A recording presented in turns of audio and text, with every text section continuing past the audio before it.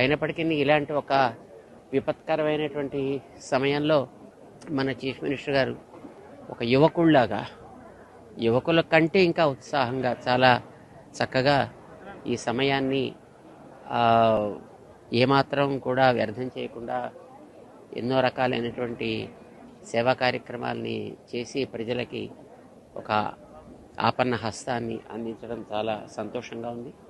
వారికి మేము ఆరోగ్యంగా ఉండాలని, ఇంకా ఇలాంటి కార్యక్రమాలు చేయగలిగే శక్తి భగవంతుడి ఇవ్వాలని మంగళాశాసనం చేస్తున్నాం.